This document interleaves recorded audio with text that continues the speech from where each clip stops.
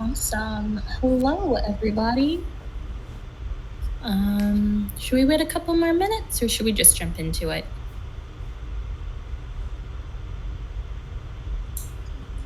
You can just jump into it, or you can wait a little bit. It's up to you. Okay. I'm gonna quickly change a few things around and then I think I'll be ready to start.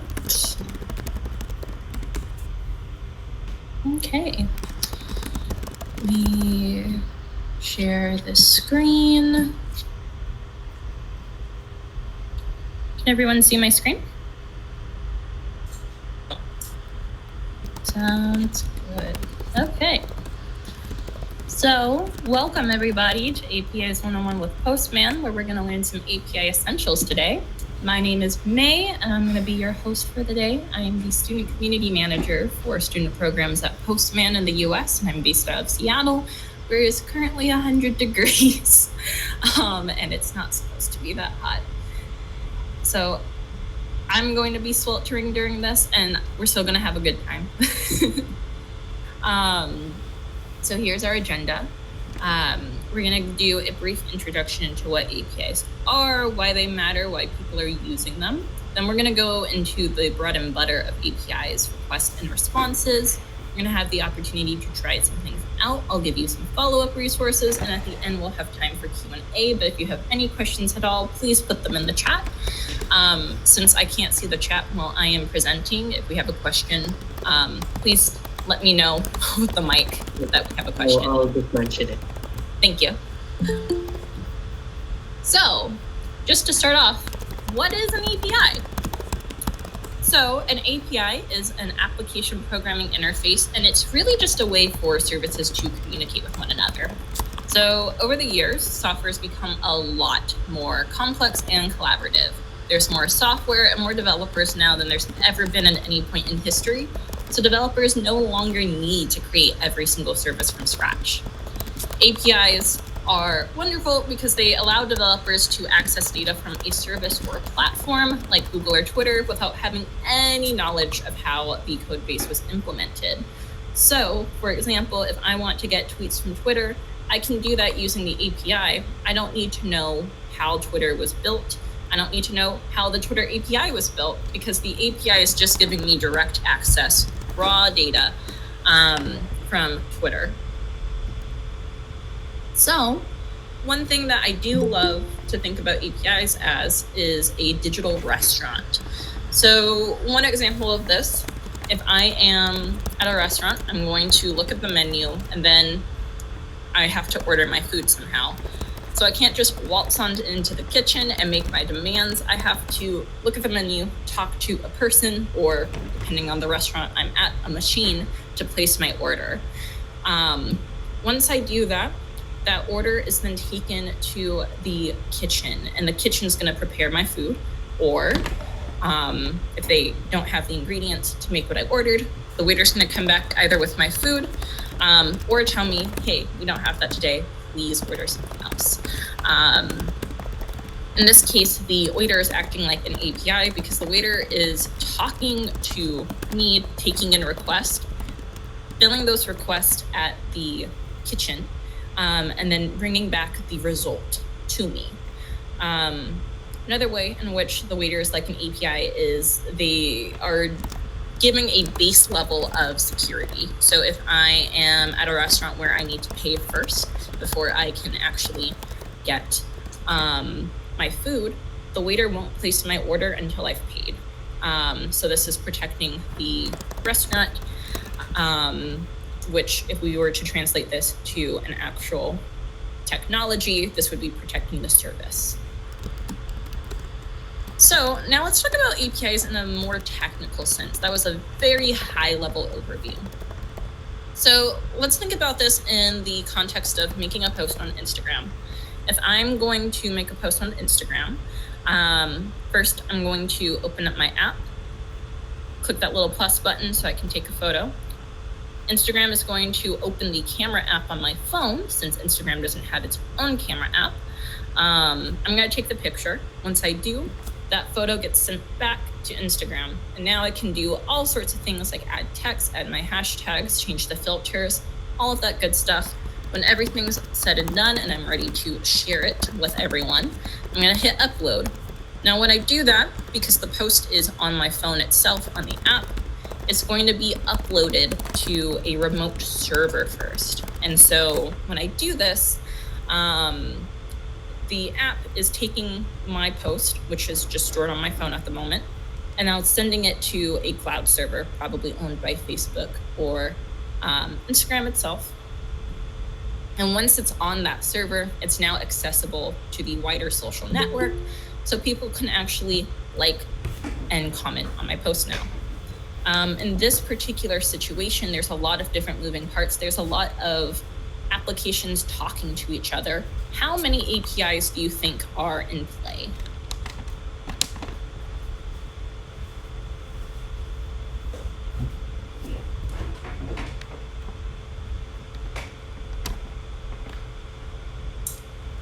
Probably like 10. So we have 10. Do we have any other guesses? I'll give you a hint. It's a little bit less than that. I was thinking like 5 or something. 7. A little bit less. Oh, okay. 3? 3! Yeah.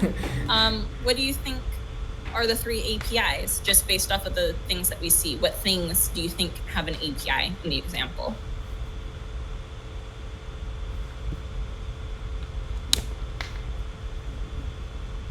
Maybe one is like posting the picture onto the server. Mm-hmm. Relaying the posts to a database in Instagram. Uh-huh. So we got the camera putting the post to Instagram. That would be the API for the camera.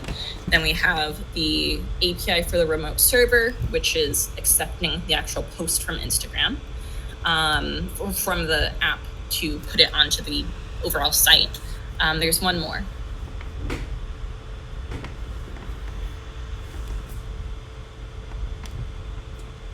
From like servers, from the server to the users. Not quite. And the reason is because the social network is actually hosted on this server.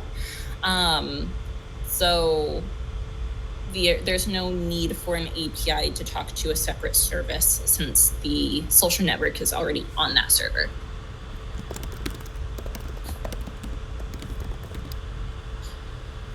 There's one more. Y'all are so close.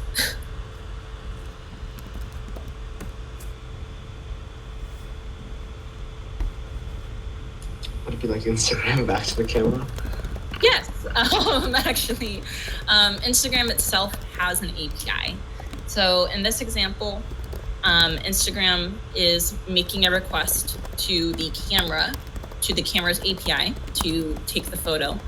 That photo is getting sent back to Instagram, but Instagram also has its own API accepting this information, making changes to the information, information being the photo itself, and then it's sending that to the remote server, which has its own API. So really the APIs are just different places for the services to talk to each other.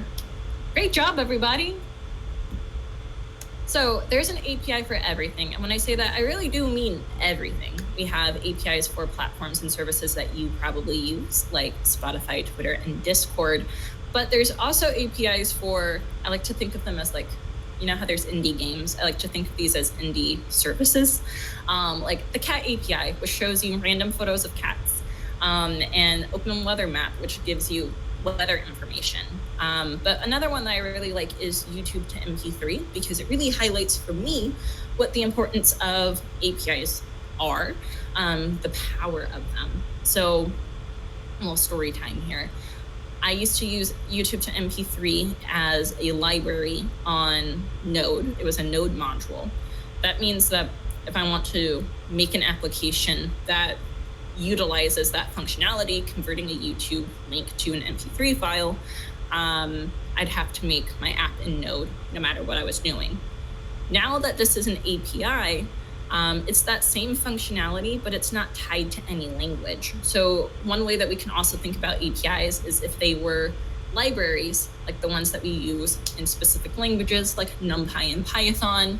But now they have that same functionality, but you can use it for any language you want because it's just giving you, well, that functionality. Which brings me to the next point, which is APIs are really like Lego bricks. They turn software into Lego bricks.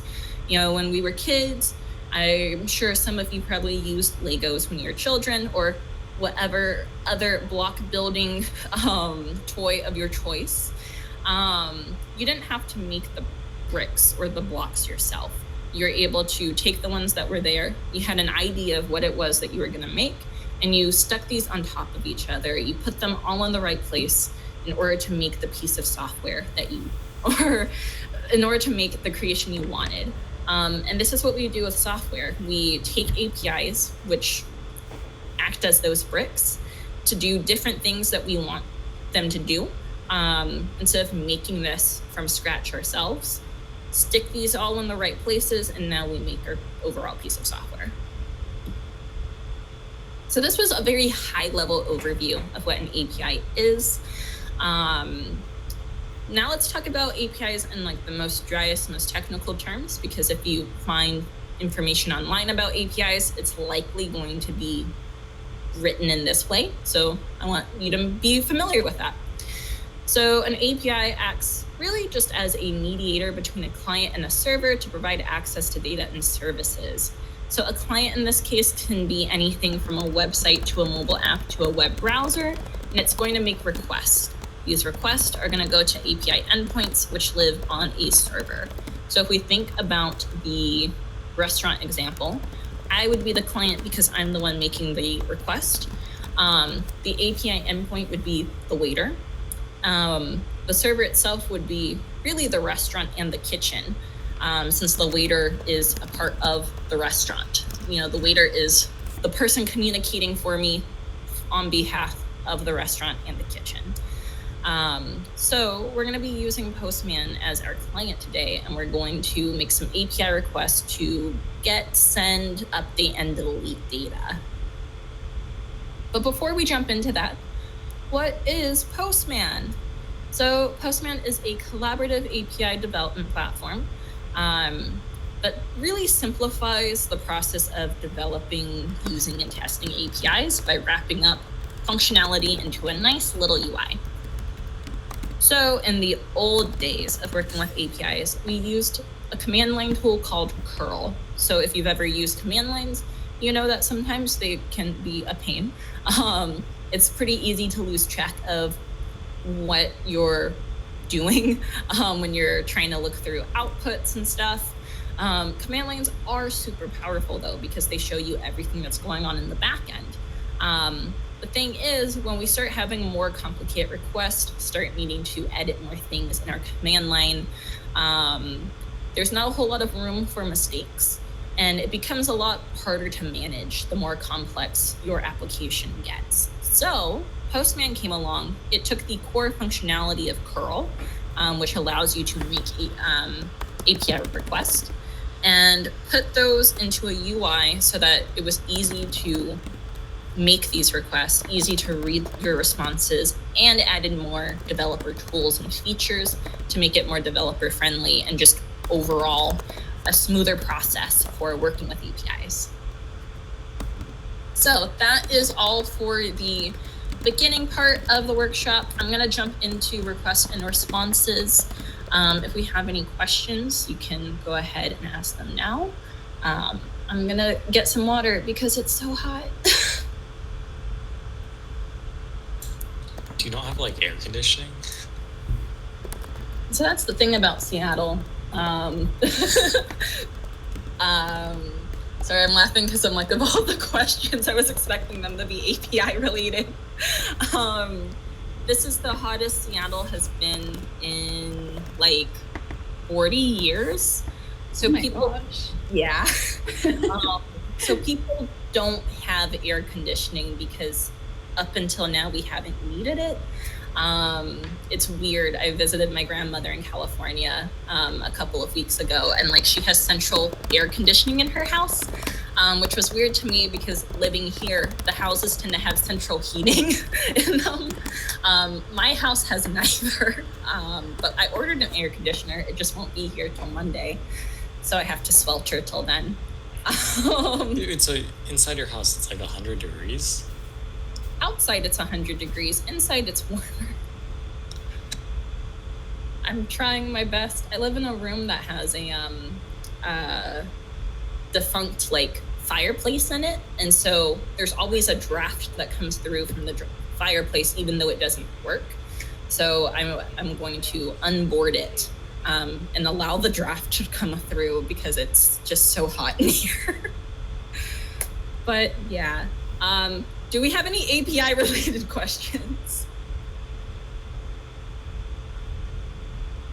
All right. We can go ahead and keep moving, chugging along. We have a lot of stuff to cover. So, request. Requests are how we interact with the API. And so there are 3 ingredients to making a request. We have the method, which is kind of specifying what we want to get out of this interaction. The address/endpoint, which is going to be where we're sending the request, and then the path, which is kind of specifying a specific place, like a sublocation at that address where this request should go. So I'm going to talk in more detail about what all of these things are. So HTTP methods are specifying what we want from the API. There's a lot of different methods, but I'm only going to focus on these 4 because these are really the only 4 you need to know to work with any API. So I'm also going to be using Twitter as kind of an example here. If I'm going to make a request to Twitter, let's say that I want to get tweets. Maybe I'm looking up certain tweets and I want to get tweets. I would use a GET request in order to retrieve that information. If I want to send a tweet, I would make a POST request. So I'd be sending whatever the text is to make the tweet. If I wanted to update information on my profile, I'd use a PUT request. And if I wanted to delete a tweet, I would use a delete request. So these are pretty straightforward with our naming conventions. And once we start actually using it, it'll make sense too. Next up, we have endpoints and paths. So this is where our interaction with the API takes place. So an endpoint is really just a channel of communication for the API, and it's typically a URL. The path is a destination on that endpoint where your request can be heard and executed. So what this looks like, let's imagine I'm sending a letter to a friend of mine. The address of the building, and my friend lives in an apartment building, the address of the building would be the endpoint. The path would be her unit number, because if I were to just send this letter to the address of the building but not specify the unit number, it's never going to reach her, and then I won't hear back from her. So I need to make sure that I have her unit number written down as well. That's what the path kind of acts like. So if we look at the example I have on screen, we have linkedin.com. So this would be the endpoint. This is the overall place that we're sending the request to, which also indicates which API we're using, which would be the LinkedIn API. Then we have the path, and the path right now on the screen is feed. The feed is basically the homepage when you log in. It shows you what people are posting, so you can like, share, comment, all those good things. If I wanted to do something like add a new job to my profile, though, I wouldn't do that on the feed. Like, I wouldn't do that on the homepage. I'd click on my face and then add onto my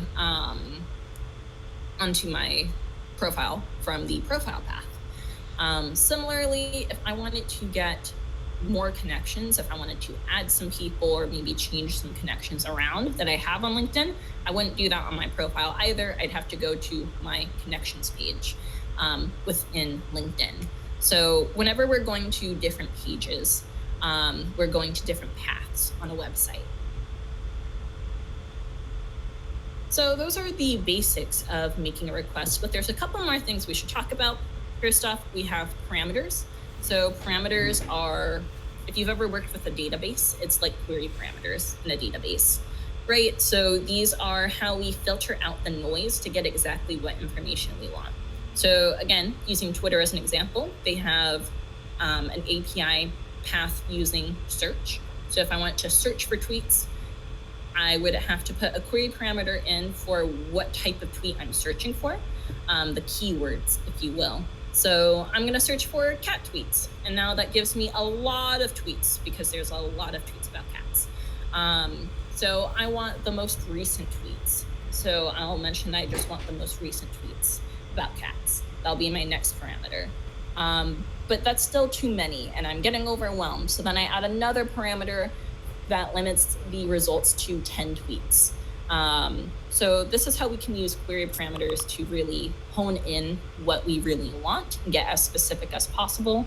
And it's super useful if you're just trying to find one specific thing with an API that you're using.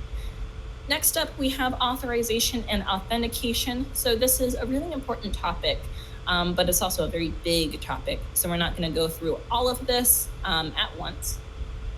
Excuse me, it's watering time.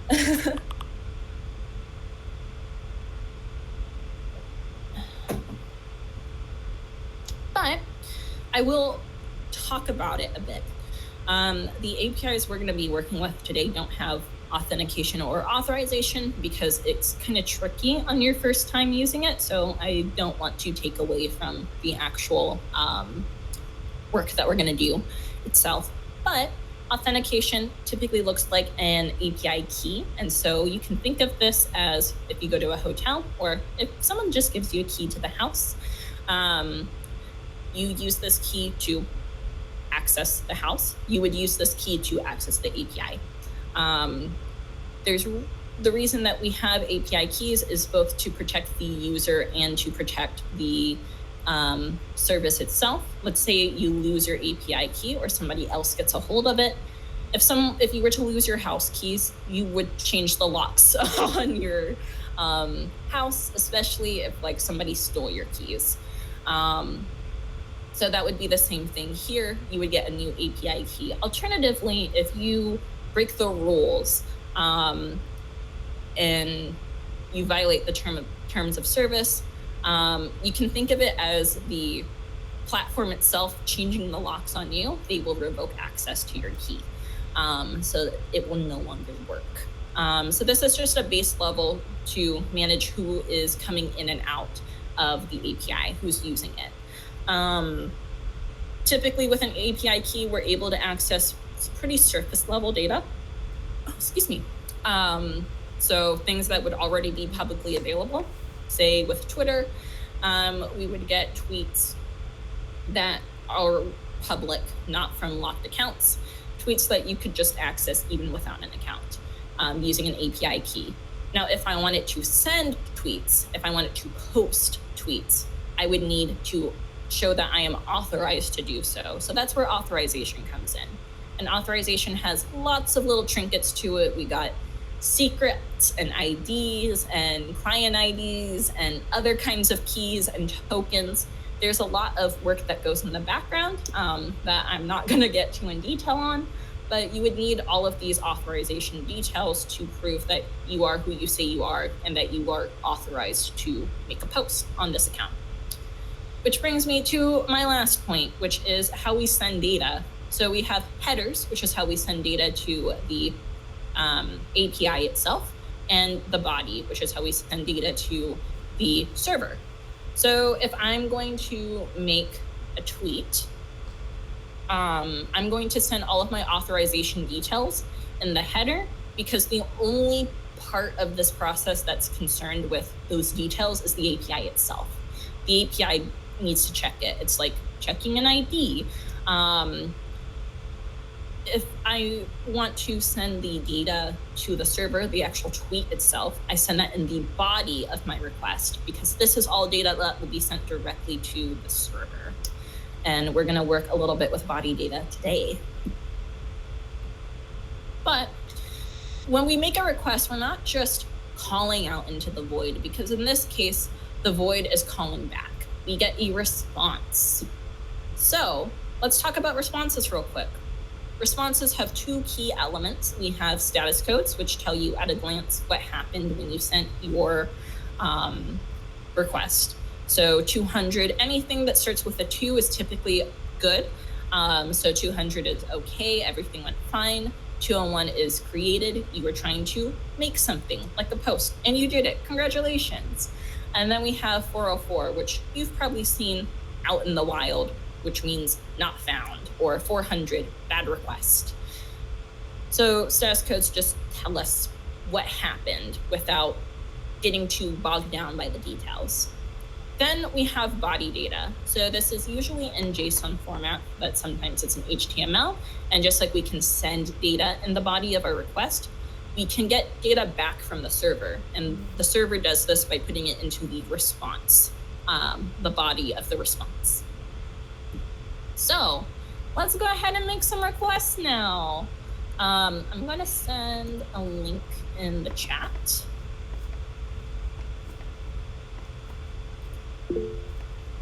So I've posted a link. You can all use that at your own pace. Go ahead and make a Postman account if you need to. And then when we're ready to move forward, I'll show you what we're doing next. But while you're doing that, I'm going to talk a little bit about what's going on the screen. So I've sent you all a link to what's called a workspace. If you've ever used GitHub before, a workspace is like a repository. We have all of these little folders at the side here. These are called collections. They are what they sound like, a collection of things. In this case, those things are API requests. So the collection that we are going to use today is called Basics of API Part 1. And I sent you all a link to be able to fork it. So forking the collection basically means that we're making a copy. It's similar to when you fork a new branch or fork a repository in GitHub. So we'll make a label for a copy just to name it, and then we'll choose a place where this copy will be made. So it will be a workspace, and you'll probably just want to choose my workspace. I have a special workspace for these workshops, so that's what I'm going to choose, and I'll just call this Hack3. So let me know when we are ready to move forward.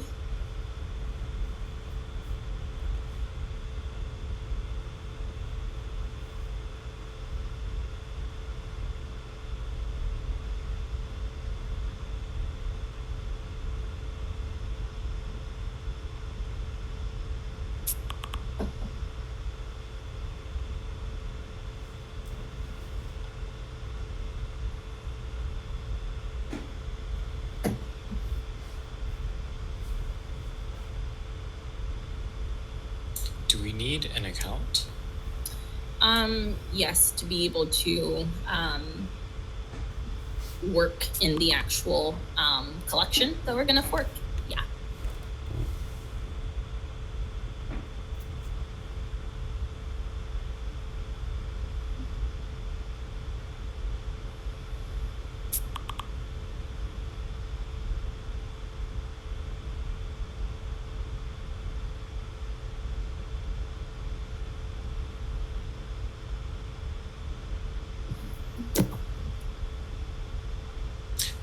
Need the desktop agent? So we're going to be working from the browser for this whole workshop.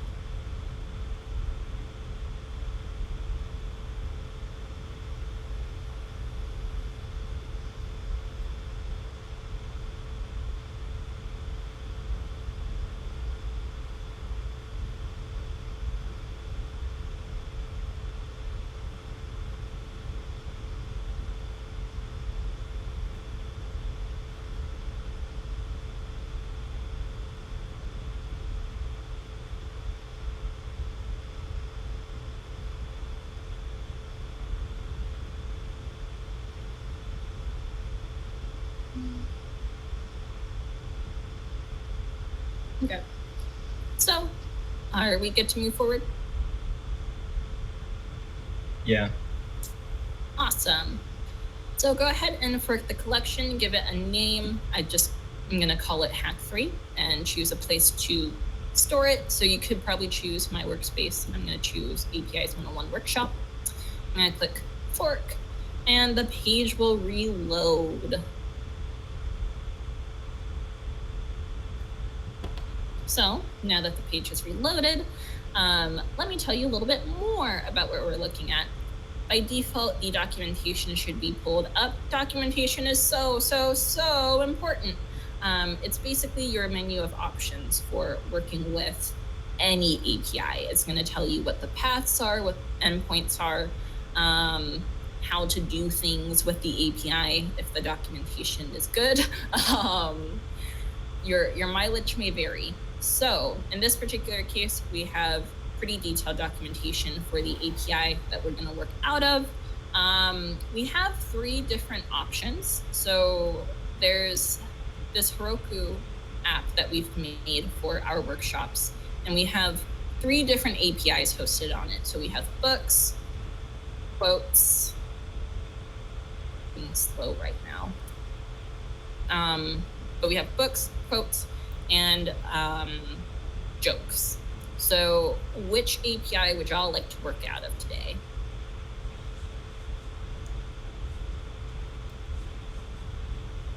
Jokes. Jokes. Okay. So if I go to the actual website itself and I go to /jokes/view, it will show me all of the options, all of the jokes that have currently been made. So when we add more jokes, these will all pop up here and we'll be able to see each other's work. So we're gonna keep referring to the documentation for the rest of this workshop. If you need the path name or the endpoint, this is all in the documentation. So you'll just click on the folder itself. But let's go ahead and just get right into it and start working with our jokes. So go to the first request that says get data. Go ahead and put the URL for the Heroku app with the path joke in it. Save it and go ahead and click send. And that should give you 1 joke. It'll give you 1 random joke. So if you click send a couple of times, you'll keep getting different jokes. Yeah, we can see we have a status 200 OK up here, and we get these jokes back in JSON format. So JSON really just means JavaScript object notation. So everything between these 2 brackets is called an object. Each joke on this joke page is just 1 object. So every object has an ID, it has an author, it has the actual joke itself, and the source where you found the joke. So we call this a key value pairing system. So everything on the left-hand side and the quotation marks that are red is a key. Everything on the right-hand side is a value. So these keys are kind of the schema, like how we have schema in databases. It's like the syntax for how the data is set up. So these are things that we always need to have. The values are things that we input ourselves. So you'll notice that each one has an ID. This is just marking the ID of that particular object. So if I wanted to get a specific joke, I could go back to the URL up here and put a / and just say the ID of the joke. And it'll show me that. If I click send a couple of times, that's all it's going to show me. If I put something that's not there, like ID 90, it'll tell me 404 not found, because it doesn't exist yet. Before we move forward, I do realize I forgot to kind of explain what we're looking at over here. So up top is this request pane. So this dropdown has all of the different methods. This is where we put our endpoints and paths. We can add parameters. We can add auth headers. We're not going to do either of these today. We have an area to add body data. And then down here is our response pane. So this is where we get the response back from the server. We get the status codes, some cool metrics like how long it took. And we can like view this in different ways. So now that we've gotten some data, let's go ahead and add some data. Let's make some jokes. Go ahead and click on the 3 dots on the Basics of API Part 1 folder and click on Add Request. I'm gonna say make joke. That's what it'll be called. The endpoint and path is gonna be the same. So go ahead and just paste that in. Out of the options on this dropdown, which one are we gonna use in order to send data?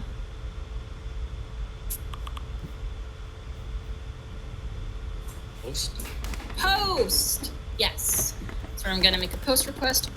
You'll notice over here, they both say get. If you just save this, it will change the method to post. What would be the difference between post and put then? So post is when we want to make a new object. Put is when we want to update an existing object. And so we'll get to that next, actually. Now that we have our setup, let's go back to the documentation to see what we need to do in order to make a post request. So in the JSON object, we'll use this structure. So you can actually just copy and paste this.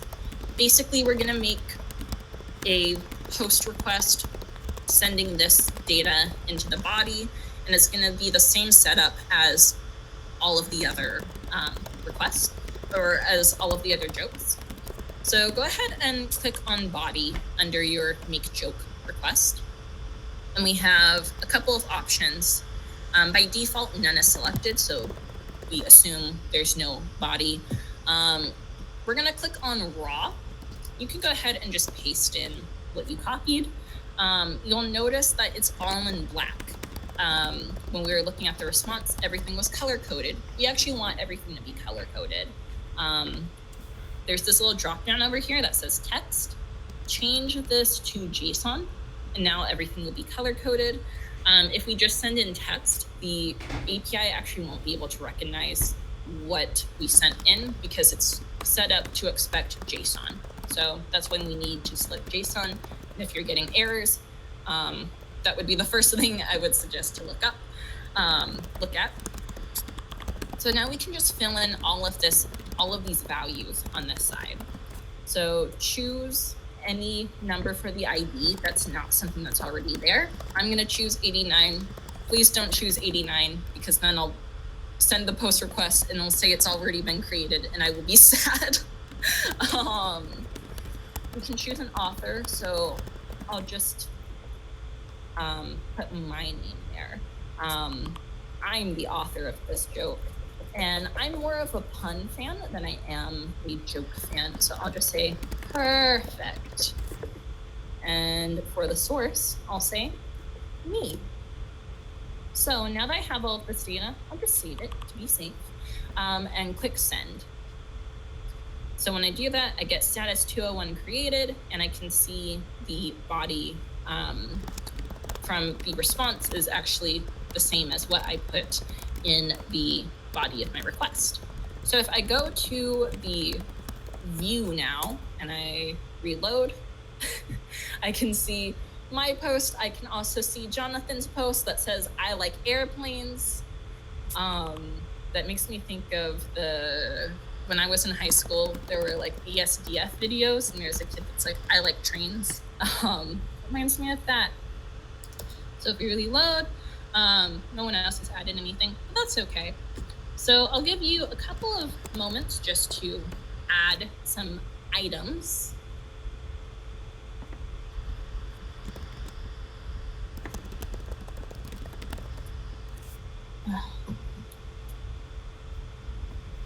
We got some tests. Making a test is totally okay. Hey everyone. Just wanted to say, like, if you guys are engaged, we may give out some prizes later on just for people who are engaged during these workshops. So, like, try to be more engaged in, like, say, for example, this one, because I know May's doing a pretty good job with like doing the workshops in Postman. So yeah, I just wanted to let everyone know.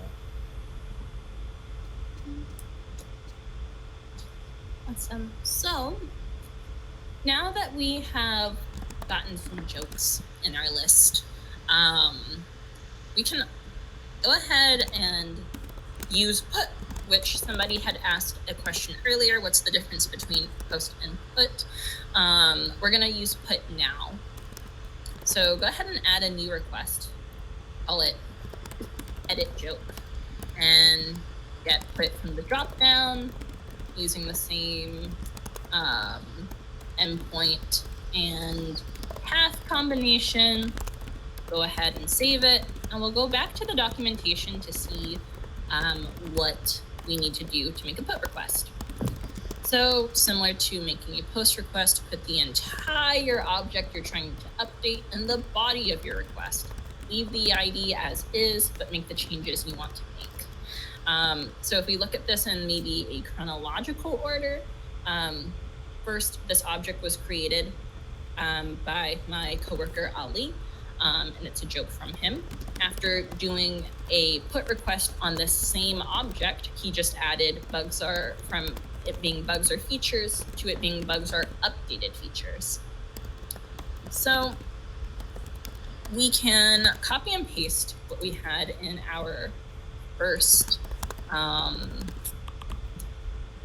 post request and just paste that in. Leave the ID as is, because if you were to say change the ID and it's somebody else's ID, you would be changing their work. So let's not do that. Just change your own. I put my last initial, so I'll just change it to have my last name.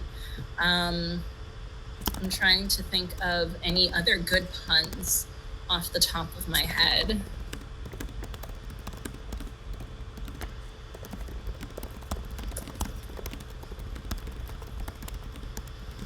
I'm thinking about BoJack Horseman right now, so I'm just going to make the joke horsing around. I'll click send. We get a different response this time. If it's successful, you'll notice there's nothing in the body of your response, but we do have status 204, no content. So like I said, things starting with 2 are typically really good signs.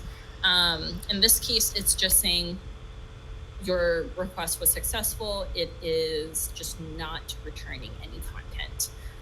So it's not returning anything in the body. Don't worry about it. Everything's good. So if I reload the joke page, I see a couple of different updates and some more jokes that people have added. So I see my updated one. I see Jonathan's updated one. He really likes airplanes. What is fast, loud, and crunchy? Me when I fall down the stairs. That happens a lot. And we got, yeah, that's about right. So yeah, it looks like people have gotten a chance to do a couple of things. I'm seeing a lot of new jokes added. Wonderful. Now that we're doing this, what comes up must come down. Has come the time for us to delete what we have posted. So we're gonna go ahead and add one last request. I'm gonna call it delete joke. We use the delete method and same endpoint and path, save it, and then let's see what we need in the documentation to delete. So to delete a quote, it is joke / the ID of the quote. So in the example, if we were deleting joke number 3, we would just say the ID of it. So this is similar to when we got a specific, it's the exact same thing as when we got a specific joke. So we can just do, what is mine called? 89. We can just do the same thing, but using the delete method. When I click send, it'll tell me status 200, okay, yay! Joke with ID 89 is deleted. And I look around, and it has been deleted. What do you call a fly without wings? What do you call a fly without wings, Leo?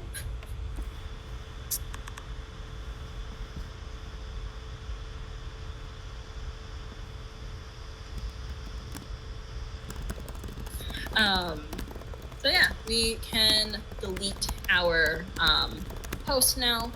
This is the only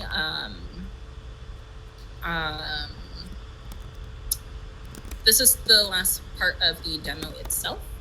So that's all that I have to show you in Postman itself. I'm glad that we were all able to get a chance to work with it. I have a couple more slides to show you. So just to recap what we talked about, we learned about request essentials. So methods, endpoints, paths, and body data, and we got a chance to use all of these wonderful things. If you would like to try things out yourself, you can create your own public workspace with a collection using any API of your choice. Send it to us and we'll send you cool swag. I will create another form link for this, and I'll actually send it in the Slack because I just forgot to do that before this workshop. So the goal here is to use an API that's not the API that we worked with today. So I have some examples, things that you might like. We have my personal favorite, the cat API. Look at that cat. Then we also have things like Smash Lounge, which is the Smash Brothers API. There's Spotify, Studio Ghibli API. Lots of really cool things to just play around with. You're not limited to these. So if there's a different API that you would like to make a public workspace with, you can do that as well. And the form that I'll send in the Slack will have all the information for how to work with how to create a public workspace like the workspace that we forked. If you'd like to take your learning even further, you can become a student expert. So our student expert training is a free self-paced online training, which teaches you how to use Postman and APIs like a developer. So you'll learn more about different kinds of more complex requests, documentation, and how to use some features in Postman like our scripting and our collection runner so that you can automate requests as well. And if you become a Postman student expert, you'll get an open badge that you can put on your LinkedIn profile. And so you can just put this under your education as a certification. And so if you're looking for internships or anything of that sort, this can really help you in your job hunt. We've had more than a few students now actually get job interviews because of having their certification as a student expert on their profile. So I will put the link to this here.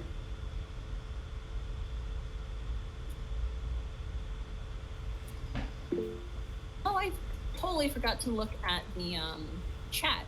I like that people have been helping each other out. That's really cool. Do we have time for questions? There's about 8 minutes left, so I'll send you all the link to these slides so that you can take a look at them, and then we can just jump right into questions.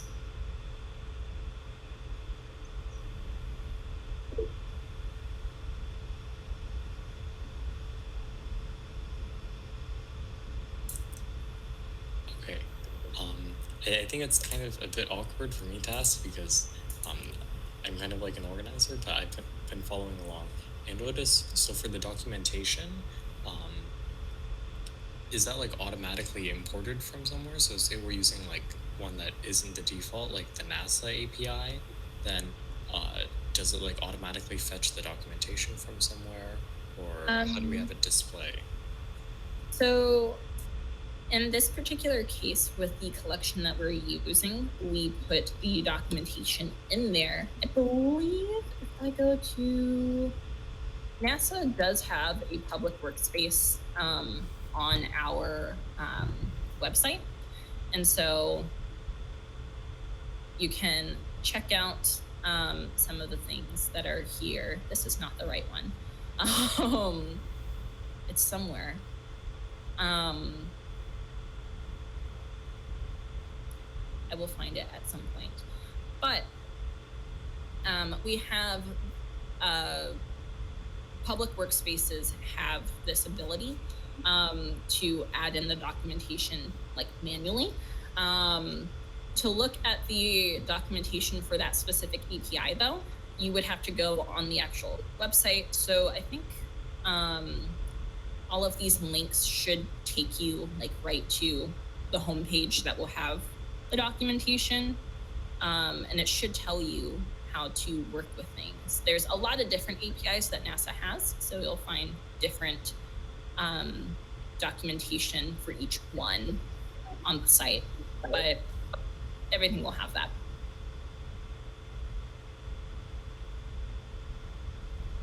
Do we have other questions?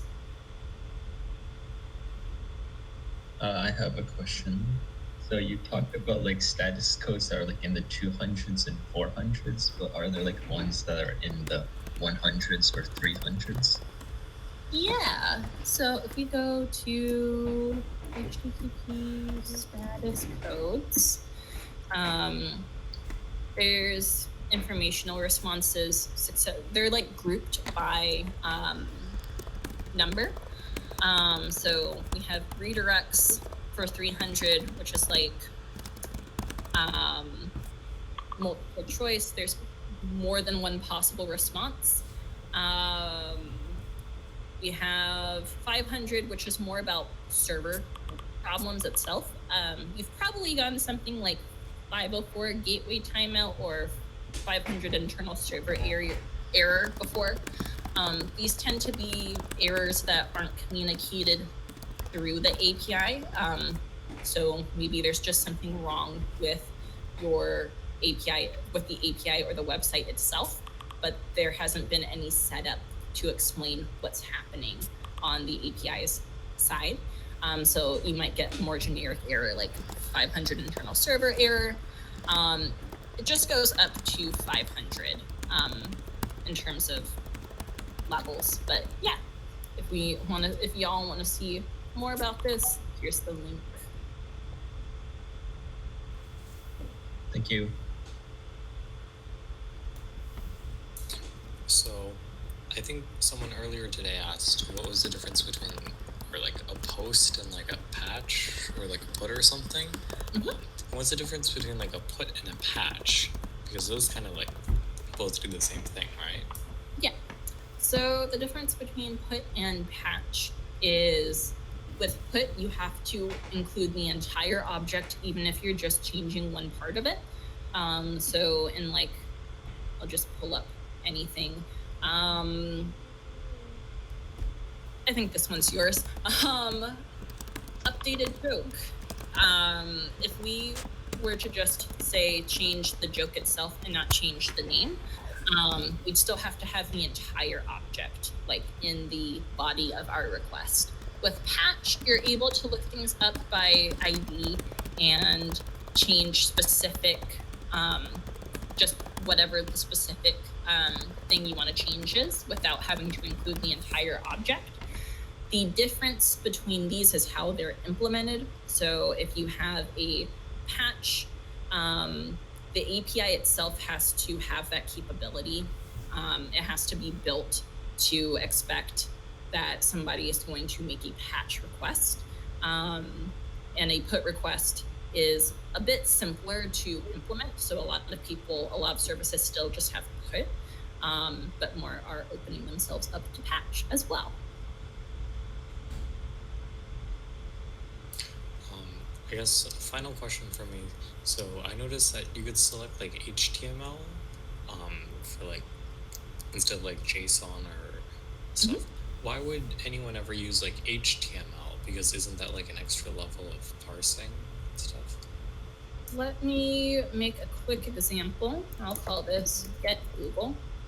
And so if I do a get request to google.com, it's going to return HTML to me, because anytime that we are working with a website online, every website has its own API.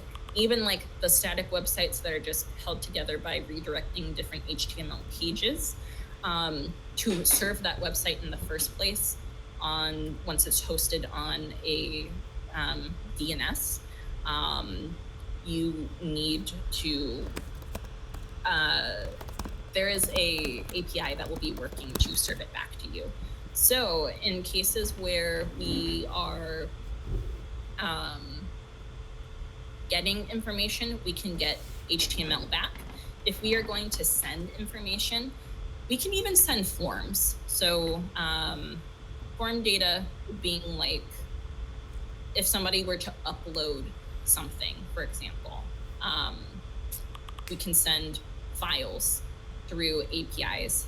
So we can also send things like HTML if there's a case where we need to send maybe button code, for example. I'm trying to think of like those widgets online where they give you like an iframe that you can just copy and paste into your website. Some of them have a drop down to select like different ones. So we could imagine with an API sending that data programmatically, dynamically, and being like, oh, send this tag when this happens, and we'll just be sending HTML. So there's a lot of different ways that we can use APIs with really all levels of development. I hope that answered your question. Thank you. Does anyone else have any other questions?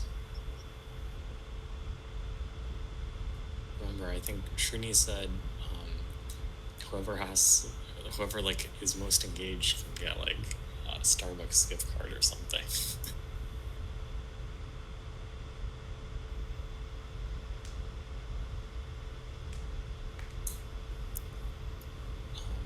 Well, I guess if there was no other questions, then we're at time.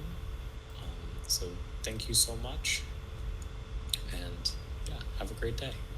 Awesome. Y'all too. Bye. Thank you. Thank you, everyone. Thank you.